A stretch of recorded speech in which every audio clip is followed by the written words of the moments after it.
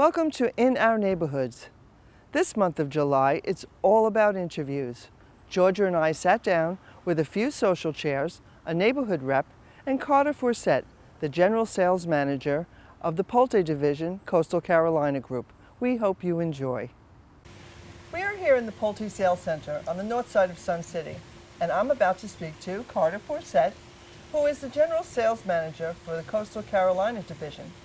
Thank you, Carter, for speaking with Sun City TV today. Thanks for having me. I'm thrilled to speak with you and share some exciting new news with you. That's excellent. Let's get right to it. All right. So, Carter, how many new neighborhoods are there going to be with the 451 houses being built? Probably 4 to 5, and the reason for that is we try to keep the neighborhood sizes around 100 homes, and the reason is to keep the neighborhood representatives for not feeling overtaxed if they have too large of a neighborhood to communicate with. Exactly. And how many will be on the east side of William Jasper, and how many are going to be on the west side? So just one will be on the west side, and actually we've already started selling in that section. So Really? I think we've sold probably 8 or 9 homes in that section right now. Have you decided on the names of the neighborhoods, and can you share that with us? We have not, and actually we would really like the input from the Sun City Hilton Head community residents in providing some ideas for some of the neighborhood names. So we are talking through different methods of ways of soliciting ideas of the neighborhood names. So more to come on that. Well, Carter, Cedar Run was the last private neighborhood built on the north side so far, and they're all connected somehow now. And I want to know why Palmetto went away from that design. Yeah, so a lot of our design is dictated by land development and topography. But however, what we've found is one benefit of the neighborhoods being interconnected has provided and fostered a sense of community and unity among different neighborhoods. Is there anything you want to tell our residents about the new 451 homes? We're currently considering some exciting new floor plans that are currently underway. They are in the prototype phase right now, but if we are able to introduce them here, we of course would have a homeowners only grand opening event so that Sun City homeowners could get the first sneak peek at these new designs. Will there be a new model park? If these floor plans turn out the way that we hope them to, after they've been tweaked, and of course we shuffle lots of focus groups through them during the phototype phase to get their input of consumers, but should they come to fruition, we absolutely would love to build a new model home park to show them off. Well, Carter, I know that we're going to have additional amenities, and how are these finalized? Great question. So early on in our process of planning the expansion, we knew we needed some more amenities. So what we did is we enlisted in the help of the resident board members and also conducted several focus groups among the homeowners to find out what was important to our residents in new amenities. And so our resident board members were super excited to share at the annual meeting in November and also at the quarterly meeting in March what some of the initial concept and designs and ideas that came from those focus groups as far as the amenities go. And what were they? So some of the new amenities that we're planning that we have in mind are a dog park, 2 additional tennis courts, 4 additional pickleball courts, an outdoor pavilion, shade structures for our fire pit, and also a complete refresh of our entrances. So lots of exciting things to come. We do invite all of the residents to visit the new Sun City Hilton Head website, which is awesome, and read the board meeting minutes. There you will find presentations that you can view to see conceptual drawings of these proposals. Well, you had said that you already sold some lots on the new side. Yes. That's crazy. I know. People are so excited for the new home sites that we've opened up, and they're just flying off the shelf. Yeah. And so what about the amenities? What's the timeline on that? Great question. So currently the amenities that we have proposed are simply proposals. They're conceptual at this point in time. and we're finalizing the details. However, we would love to have them complete before the 25th anniversary of Sun City. We think that would just be great timing to be able to have those complete and ready to show off. Stay tuned to Sensations. I'm sure there will be further updates in the Sensations to come.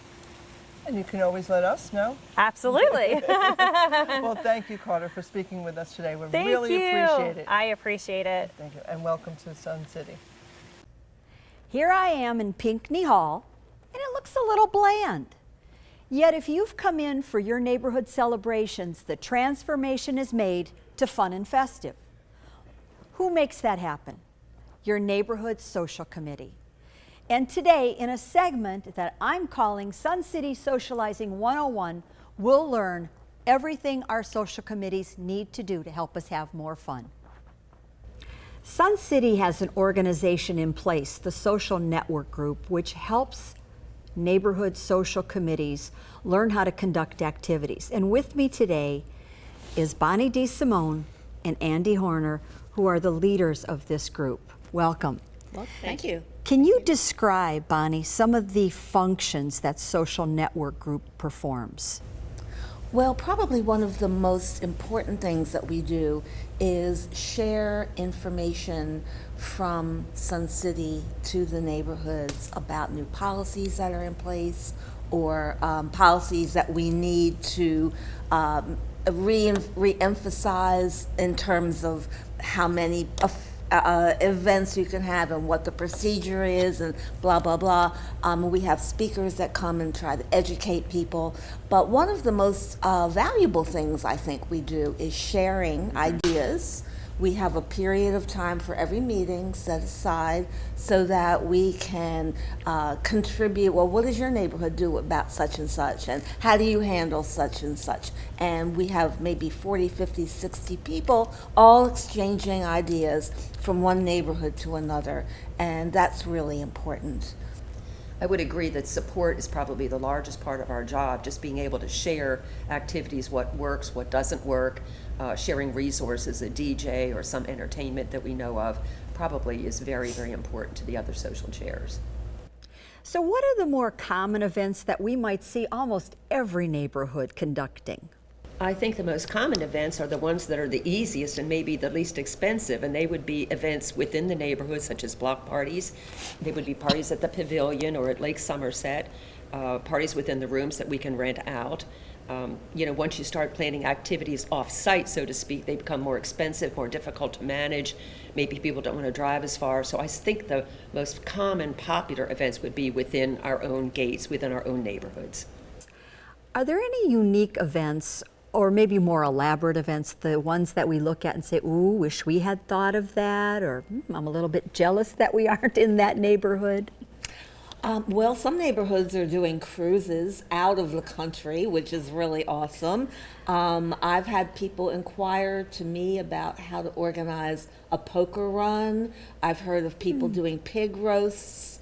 I can't think offhand of. Well, shopping trips to Asheville, to Jacksonville, to Charleston to see shows. Right. Where a bus has to be reserved and paid for. And The Savannah Bananas. Savannah Bananas, Yeah, yes. yeah. Andy, what was the one you mentioned that your group does on site here that kind of has started several other groups doing? A lot of fun. We started a ladies putting group. Now we also have a men's putting group, which is a big challenge. But I think there are 9 neighborhoods that now have groups that putt. It's inexpensive. It costs nothing. You just need a putter and a ball. There's a little putting course beyond the croquet courts. And it's the women just meet. It takes an hour. It's just very friendly, very non-rivalry. And we just have a great time. It is very popular. What do you think makes a neighborhood socially successful? To make events successful, I think you have to build, I might say, a relationship within a neighborhood. We have a lot of smaller groups where women have gotten to know each other a little bit better. And we know in most cases women are the social planners. So as they feel more comfortable, if we have a large event like a Kentucky Derby party, we get a better turnout. And we see people there that we had not seen at other social events, except that they had gotten to know each other and gotten friendly and decided to come.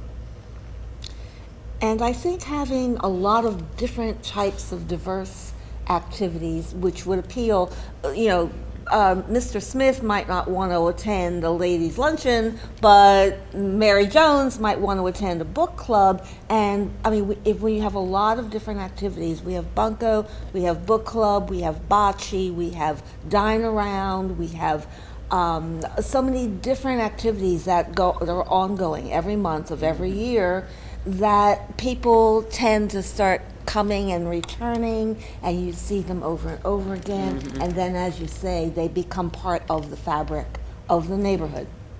Bonnie, what advice do you give to new neighborhoods, or maybe a new social committee person, maybe the combination of both, new neighborhood, new social committee? The best advice I can give them is to join our group and come to our meetings, because the sharing and the camaraderie is so helpful, and they have a list of every social chair and every rep from every neighborhood, and they can call and ask advice. Thank you very much for coming in and sharing all this expertise. You hold 2 yearly meetings, correct, for Yes. social committee members, and it's just awesome to see that you want to keep the reason that we almost all moved here, having fun. Yes, Thank you. absolutely. Thank you for having us. Thank you.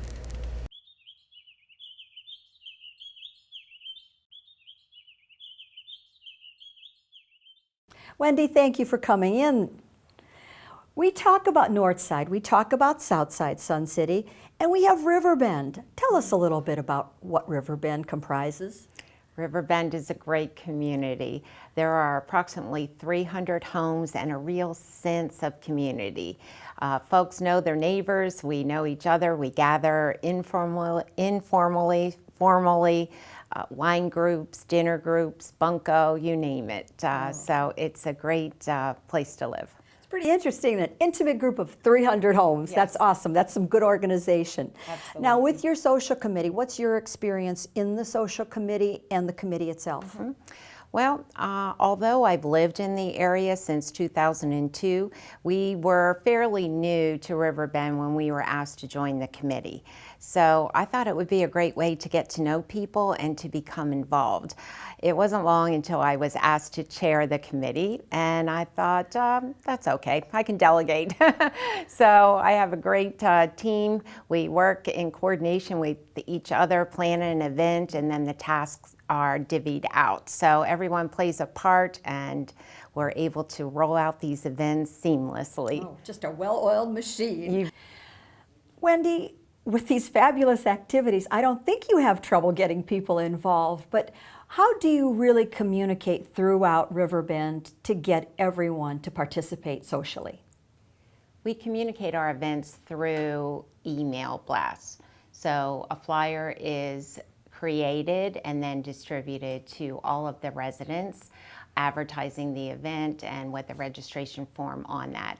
Additionally, we have the Tide Watch, which is our Riverbend newsletter, and the events are listed in there and also then followed up with photos and feedback, highlights of the event, and that tends to draw more attendance at future parties. Wendy, all these great events, all the planning, all the advertising, but as we in the social committees find out, there are sometimes some challenges we face. Have you ever kind of summarized what challenges you face in social committee planning? It really has been a fairly easy task. If any challenges, I would say just in recruiting new members. Our terms last for 2 years. People go off the committee at various times of the year, so we always have someone who is experienced to lead the way. But just to get others involved, this committee has been in place for many years, so many of the established attendees have been there, done that, and new folks are sometimes cautious because they came here to have fun and to retire and to travel, and so it sometimes is difficult for them to make a commitment to the social committee. Wendy, before we let you go, give us a peek at the 2019 Riverbend social calendar. 2019, well, folks want new and different, so that can be a challenge sometimes. But one thing we have in store is one of our events, instead of the DJ or traditional live music, we have a harpist, a local harpist who will be coming to entertain. So we're looking forward to that. We will continue with the Thirsty Thursdays. Folks have asked us to do that on a monthly basis. I'm not sure we're up for that, but maybe every other month, so we'll see. I'm surprised it's not a weekly basis. We do that casually on our own. Potlucks. Folks have asked for potluck dinners just to bring it up to the lodge and everyone contribute. Again, it's not a commitment, it's not a cost, it's an informal time. Our holiday gala is not going to look the same, maybe not quite so formal. Not sure what it will be. It could be carolers in costume, it could be an oyster roast around a fire pit. So lots of surprises in store for our residents. It sounds like your neighborhood is very lucky to have you as their social committee chairperson. Oh, thank you thank for you. sharing great ideas with us. Thank you. It's been my pleasure.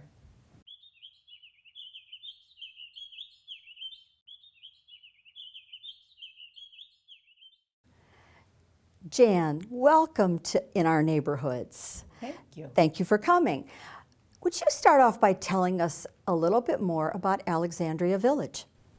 Well, we're on the south side, and we were probably one of the first neighborhoods. I'm fairly new to Sun City, so I'm not sure about that. But it's comprised of 145 plus or minus rooftops, and it's a pretty active village. We try to get people out all the time for these social committee activities. How long? You said you're pretty new to Sun City, and you're already on the social committee. How Well, long? 4 years, and I've been on it, well, my term is up in September, so And you've been social committee chairperson that entire time? I believe I have, and I don't know what went on before that. Okay. Basically, the social highlights of 2018 in Alexandria Village have been events related to food. There are ladies' luncheons. We have done dinners. We have wine tastings, which are very popular. And we have bocce that we do usually on an annual basis. Let's see, we have pizza parties. People enjoy that. Jan, how do you get your residents involved? You've had a pretty diverse calendar, but how do you get them to know and get to these events?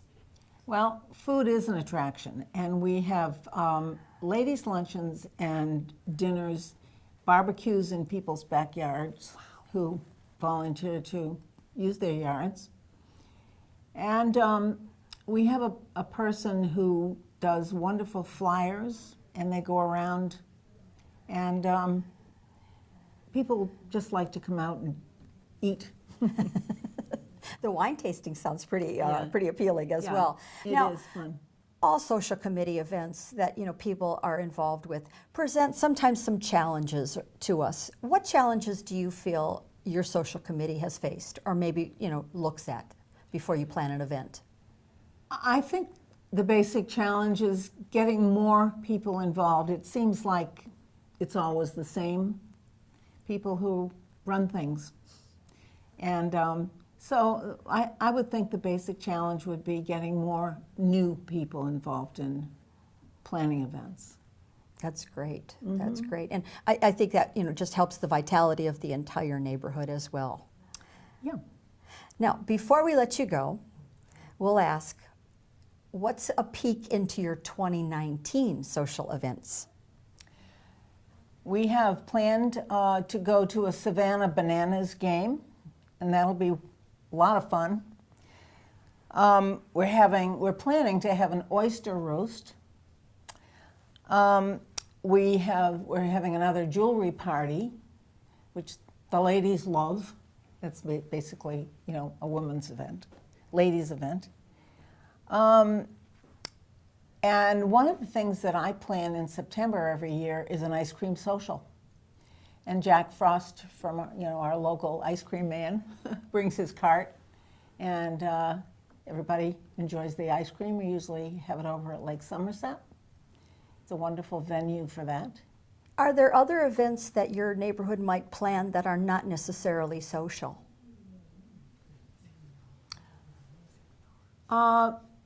Yes, we're trying to have a CPR course. It's a very hard thing to plan because you have to get a hold of the firefighters and so forth, and they have to work it into their schedule, of course. But that's a very important event, and I think that people will really come out for that.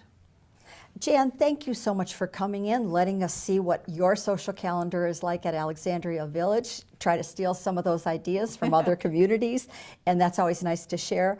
This is for a segment we call Sun City Socializing 101, and we talk about bringing the fun back in our neighborhoods. Well, I think our neighborhood is a lot of fun. So You've made it that way. A little more fun will be fine.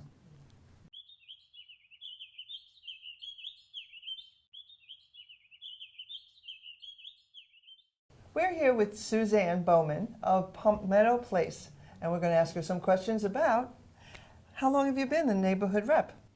I just was elected, I started January 1st. However, before that, I was the A&R for a year. And what did you do as an A&R? Well, I went to all the NR meetings to educate myself, and I casually took on a position of greeting new neighbors, but we really didn't have a good system in place, but that's something we're doing now. Okay, and how old is Palmetto Place as a neighborhood? It's one of the older neighborhoods, I'm not sure, around 15 years. Okay. How much do you charge for neighborhood dues? We don't charge neighborhood dues. It did come up once last year, and the newer people on our neighborhood committee thought it was a good idea, but the people who've been there for a while said, no, our neighborhood has really worked well as it is. We collect money from 50/50s and sometimes a little extra from our social events. I was told that early on they had a table at the yard sale thing that they have in September to earn money, but we don't have dues. So then what does your treasurer do? Well, he does all the things he is supposed to do, which I found out at the end of December. Our NR was away a lot, so I was kind of in charge and told that he had to fill out this form and this form and this form. And when I spoke with him, he said, oh yes, I've already got them and done that. And then he reimburses usually the social chair for our very small expenses in a timely fashion. He took me to the bank and put me on the checking account. That's about it. So then how do you choose your committees for the neighborhood? Well, most of them were already in place when I took over as NR. The social chair is extremely active and has a great committee. One does our calendar. She does our decorations with someone who isn't actually on the social chair. We try to, the social committee, we try to include as many people as possible. But I did ask the new A&R if he would take the job, and he's been great. Perfect, perfect. And how much do you spend on, the decorations you said? Yeah, almost nothing. We're very lucky that we have some very frugal people in charge. We have one man in the neighborhood who does woodworking, and so he has cut out things like snowmen, and the social chair has painted them. That's perfect. She gets things at the dollar store or thrift shops. Perfect. So Suzanne, how do you handle the new move-ins? Last year when I was the A&R, I began to greet the new people, but we had kind of a higgledy-piggledy system. So I'm trying to put a system in place. The A&R said he would do the greeting, and we will have everybody contact him as soon as they see a moving truck. Perfect, perfect. And what makes your neighborhood unique? Well, we're at what the old NR used to call the back 40.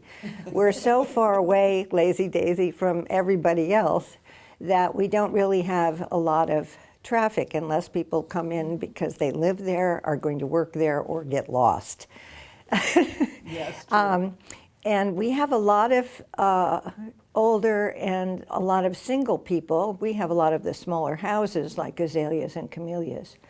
So one of my hopes for this job is that I'm going to get some kind of system in place to connect everybody in a more meaningful and safe fashion. That's wonderful. Suzanne, I thank you for coming today and answering all of our questions. You're welcome. We would love to hear about the events your neighborhood is having over the summer. Do you do something different perhaps? Please contact us at least 2 weeks in advance at our Gmail address. That's suncitytv@gmail.com. And stay tuned to SCTV for more episodes of In Our Neighborhoods.